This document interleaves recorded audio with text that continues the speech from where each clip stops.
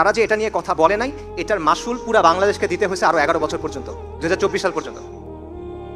আজকে 12 বছর পার হয়ে গেছে, এখনো রেহান হাসানদের হত্যার বিচার হয় নাই, এখনো শাপলা চত্বরের গণহত্যার বিচার হয় নাই, অবমাননাও এখন বন্ধ হয় নাই। এখনো রাখাল রাহার মতো অনেক মানুষ আল্লাহ এবং তার রসুল সাল্লাল্লাহু আলাইহি ওয়াসাল্লামকে নিয়ে অবমাননার কথা বলে, এখনো এটা বাংলাদেশে চলতেছে। শাপলাকে কিভাবে দেখা উচিত, শাপলা চত্বরের ঘটনাটাকে কিভাবে দেখা উচিত, এটা দুইভাবে দেখা যায়। এটা একটা দেখার উপায় হলো যে একদিকে শাহবাগে উগ্র সেকুলারদের উত্থান ঘটছিল এবং এটার প্রতিক্রিয়া হিসেবে বাংলাদেশের রক্ষণশীল যে সমাজ, বাংলাদেশের ধর্মপ্রাণ যে অংশটা, এটার প্রতিক্রিয়া হিসেবে তাদের প্রতিক্রিয়া ছিল হেফাজত ইসলামের আন্দোলন। এটা হলো একটা দৃষ্টিভঙ্গি এবং এই আন্দোলনটাকে হাসিনা মোকাবেলা করার জন্য প্রচণ্ড রাষ্ট্রীয় শক্তি ব্যবহার করছিল, যে কারণে এই ম্যাসাকার ঘটছে। এটা হলো একটা দৃষ্টিভঙ্গি। কিন্তু আমি ব্যাপারটা এভাবে দেখি না।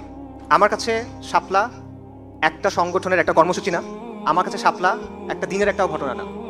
আমার কাছে শাপলা হলো একটা চেতনার নাম, একটা আদর্শের নাম এবং একটা স্বপ্নের নাম। শাপলা হলো অনেক লম্বা একটা সংগ্রামের একটা ধারাবাহিকতা, যেটা এখনো শেষ হয় না, যেটা আরো চলবে।